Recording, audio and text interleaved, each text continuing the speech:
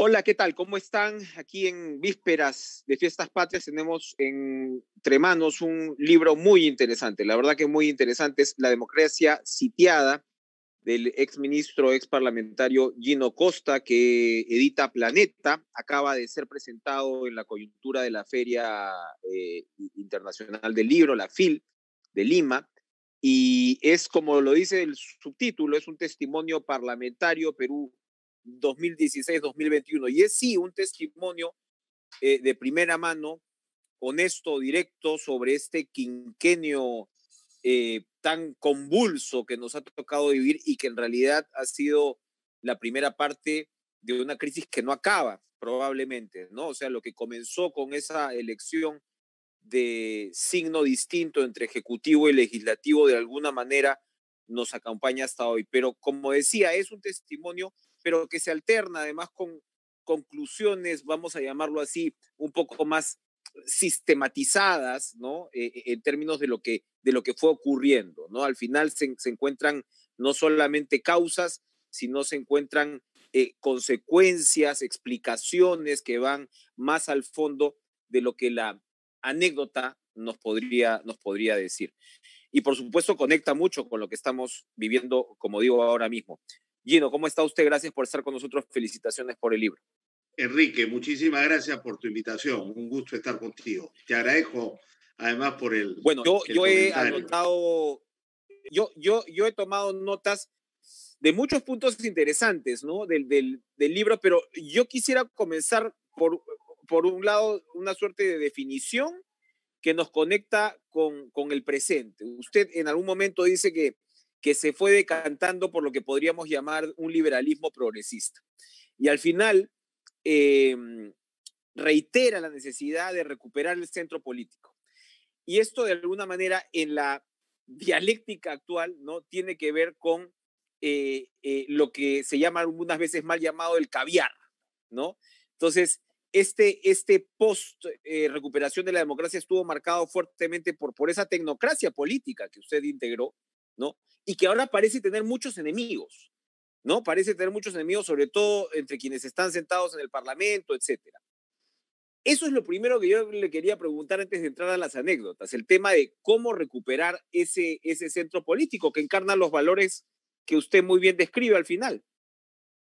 Enrique, creo, el gran desafío político para superar el sitio de la democracia, ¿no? La democracia hoy día, creo yo, está sitiada por los extremos del espectro político, por visiones fanáticas de los valores sociales, por actitudes contrarias a los avances que hemos tenido en derechos y libertades en los últimos años, por actitudes contrarias al esfuerzo por reformar este Estado que no funciona y que no está al servicio del ciudadano y que no regula adecuadamente los abusos de mercado ahí donde ocurre. Entonces, para tener, digamos, la sociedad próspera y democrática que queremos, requerimos ampliar derechos y libertades, reformar el Estado en profundidad para que brinde buenos servicios de educación, salud, de infraestructura, de transporte. Nada de eso será posible sin una profunda reforma del Estado.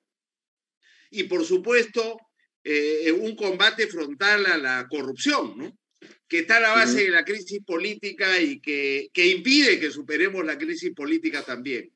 De manera que eso es lo que yo considero que es la reconstrucción del centro político bajo esa agenda de modernización, de desarrollo con cohesión social, ¿no? Que es lo que nos puede garantizar vivir prósperamente y en libertad y en democracia. Y ahí están los enemigos. Los enemigos están en los extremos, los enemigos están en la informalidad, en las mafias, en las economías criminales y en la corrupción.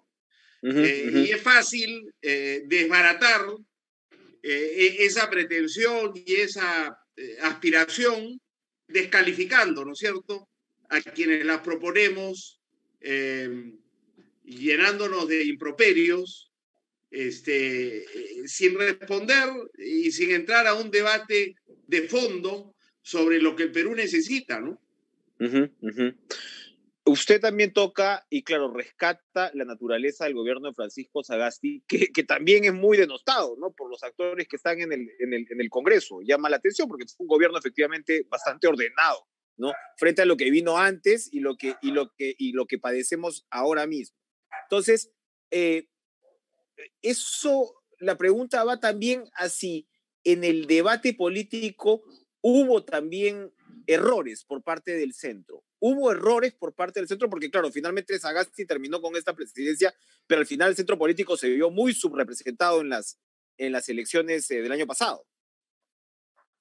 Sí, Enrique, yo creo que, y lo digo en el libro, creo que Sagasti tuvo un mandato acotado, temporal y temáticamente, y eso le permitió, digamos, cumplir con la tarea que se le encargó de manera accidental, con éxito, ¿no? Tuvo esa ventaja, si tú quieres. Pero las circunstancias en que recibió el país no eran fáciles, y cumplir con esa agenda como él la cumplió tampoco era fácil. Recuerda que él tuvo 3 objetivos: enfrentar la pandemia, digamos, garantizar estabilidad económica y sostener la recuperación de la economía y los empleos y los ingresos, que es una tarea que todavía está pendiente, no ha sido concluida, digamos. Y en tercer lugar, garantizar la neutralidad de las elecciones y darle estabilidad, un mínimo de estabilidad al país en la transición. Y yo creo que lo consiguió las vacunas, echó a andar el procedimiento de vacunación con bastante éxito, que después Hernando Ceballos continuó, y el gobierno, al cambiar a Ceballos, yo creo que lo echó a perder de alguna manera, cuando estaba ya felizmente muy avanzado. Segundo, manejo económico, construyó sobre lo que ya se había avanzado y frenó los ímpetus populistas del Congreso. No te olvides que el Congreso complementario fue un Congreso muy populista, ¿no? Yo hablo de un populismo desvergonzado, un Congreso que no respetaba los límites impuestos al Congreso por la Constitución, ¿no? Y que quería además nombrar un tribunal constitucional a su medida para seguir legislando de manera irresponsable, como en algún momento lo hizo Alan García a fines de los 80. Y por último, la neutralidad. Yo creo que Sagasti fue valiente, no fue fácil sostener la neutralidad de cara a una derecha que le exigía desconocer los resultados, ¿no? Y en ese sentido yo sí creo que fue pues un gobierno exitoso. Lamentablemente el desenlace del quinquenio no es el gobierno de Sagasti, sino es la elección del 21. Y el resultado de la elección es muy malo por quienes entraron a la segunda vuelta y por quien ganó en la segunda vuelta, ¿no?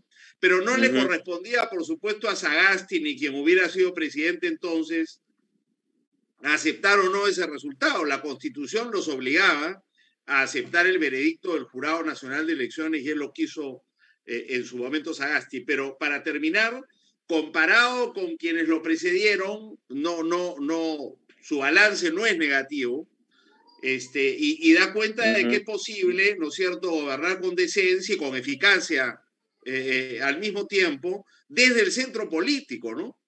De manera que sí, fuente de inspiración para el esfuerzo de reconstruir el centro. Ahora tú me preguntas, y termino con esto, porque estoy abusando quizá de la pregunta que me haces, pero lo que tú me dices es, el centro debe haber sido responsable de la situación en la que nos encontramos, de alguna manera sí, ¿no? De alguna manera sí, porque le fue muy mal en las elecciones al centro, ¿no? Y habrá que ver si esto es el resultado. Yo creo que fue el resultado de errores que se cometieron y que la oferta política del centro no fue pues lo suficientemente atractiva en un momento de gran polarización, ¿no? De alguna manera también en perspectiva un poquito más histórica, Enrique, hay que recordar que los gobiernos anteriores al de este último quinquenio, de alguna manera fueron gobiernos de centro, si los comparamos con la polarización que tuvimos en la última elección. No fueron gobiernos de extrema izquierda y tampoco fueron gobiernos de extrema derecha. Lo que pasa es que, digamos, la legitimidad que en algún momento tuvo ese proceso, con todos sus problemas, se vino abajo con los destapes de la corrupción, ¿no? Lavajato primero y Cuello Blanco después, pero sobre todo Lavajato, que le quita toda credibilidad y legitimidad a la clase política, a la clase empresarial, a la tecnocracia, y que le resta todo valor a esto que entendíamos como modelo, ¿no? Con todos los ajustes que el modelo necesitaba. Nos había permitido reducir la pobreza, la extrema pobreza, incluso la desigualdad, y haber producido un crecimiento económico descentralizado y haber generado una clase media que nunca habíamos tenido, ¿no? Pero claro, la corrupción asociada a ese fenómeno destruye lo que había de clase política, que ya era una clase política muy venida menos y muy cuestionada, ¿no? Ahora, entonces, en realidad, si me permites, en realidad cuando yo digo hay que reconstruir el centro político, hay que reconstruir el centro, pero también la izquierda y la derecha.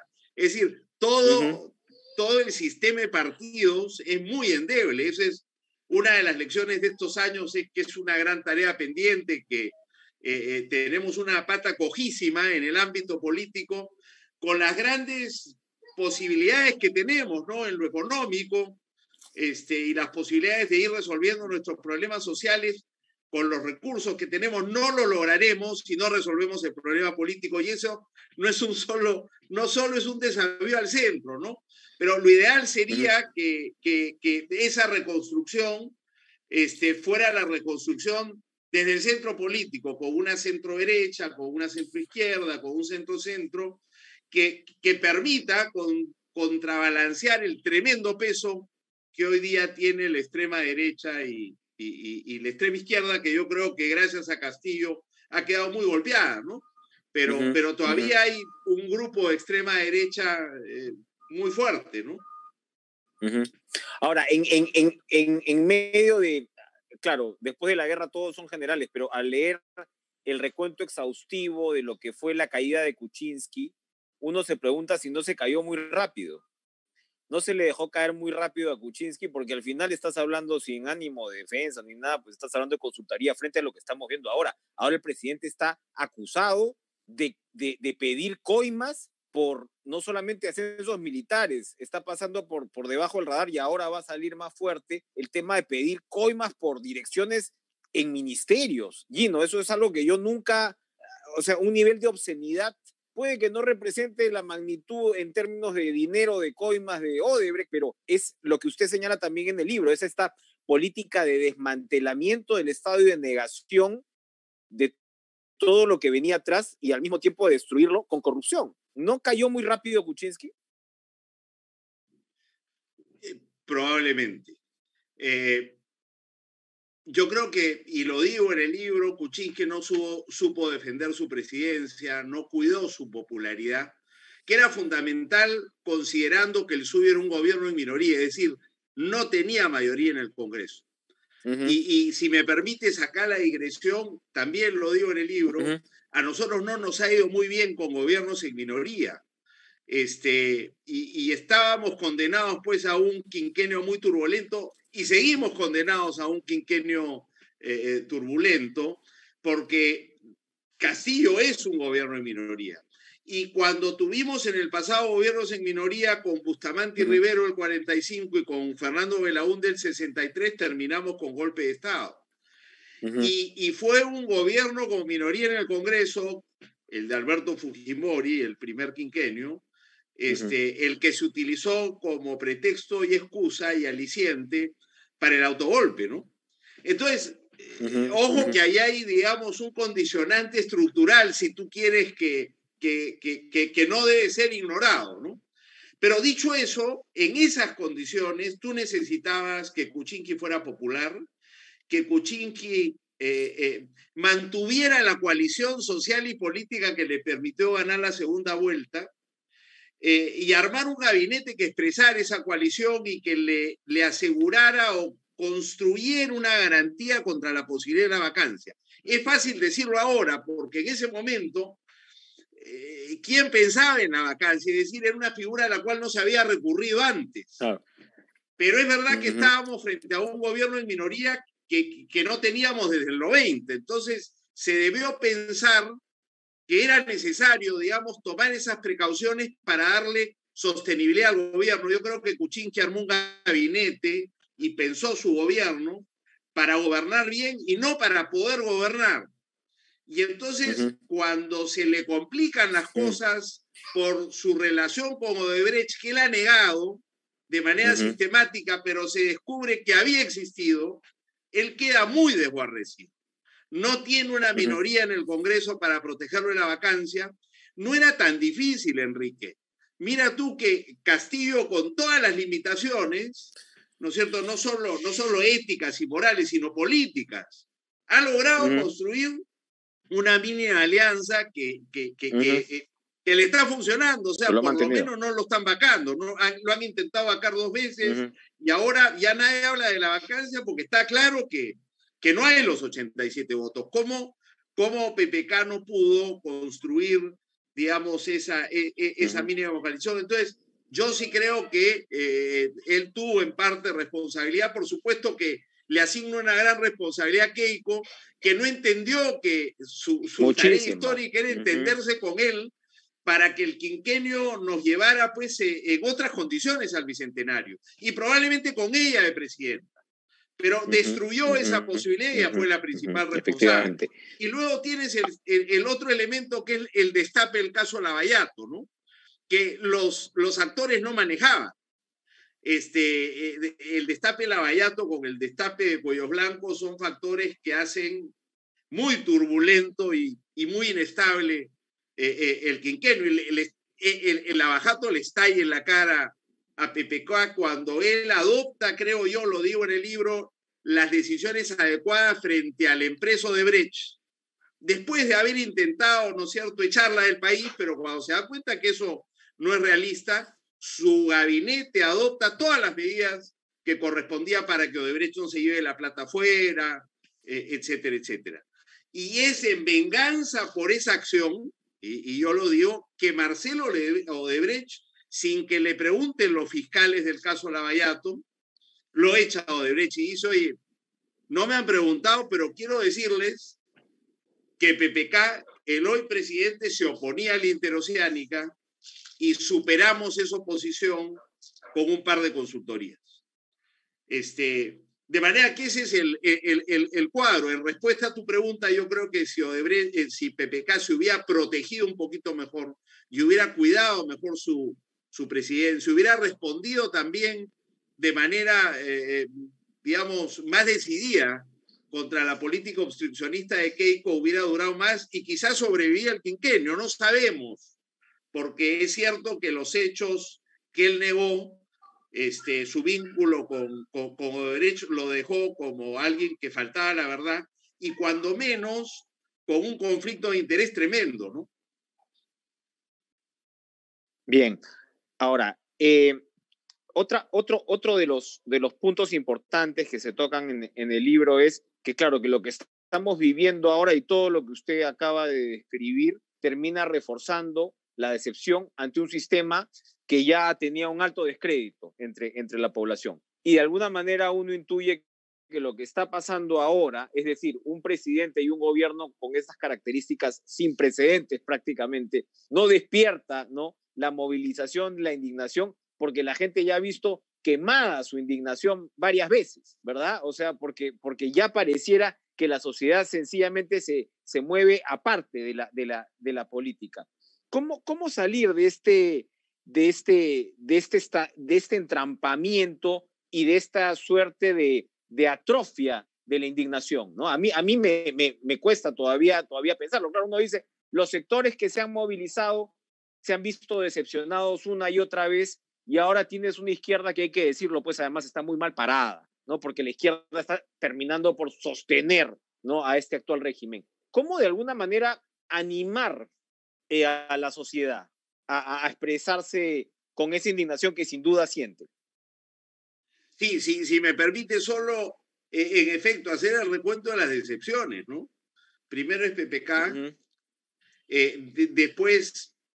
Después es Ollanta, lo que sabemos de Ollanta y Nadine, y los resultados de todas las investigaciones que involucran también a Alan García, que involucran a Susana Villarán, que involucran a Castañeda, y que eventualmente terminan involucrando también a Martín Vizcarra, que es la gran decepción del quinquenio, ¿no? Porque él, frente a este fujimorismo abusivo en el Congreso, logra voltearle el partido, como se dice futbolísticamente, a Keiko y a su bancada.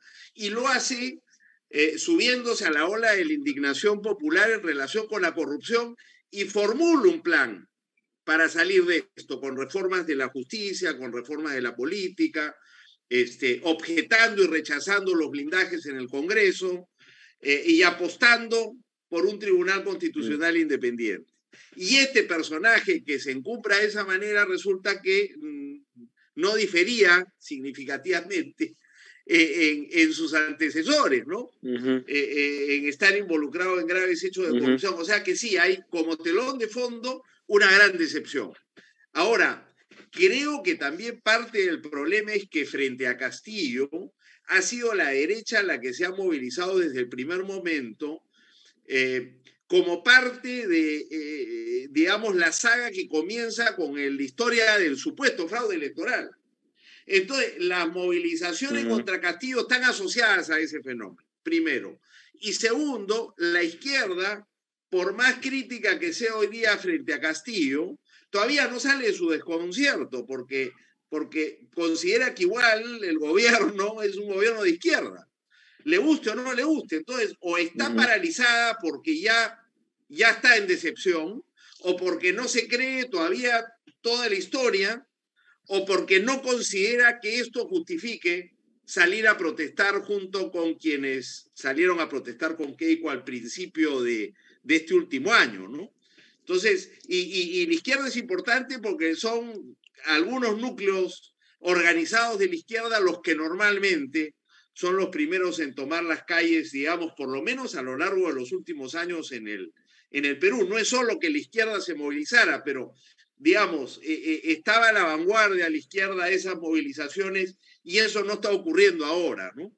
Pero lo que sí vemos, Enrique, es no solo una gran decepción, sino que cuando a la gente se le pregunta cuál es la salida, prefieren la del adelanto de elecciones de manera muy clara a, por ejemplo, la vacancia y solo elecciones presidenciales, ¿no?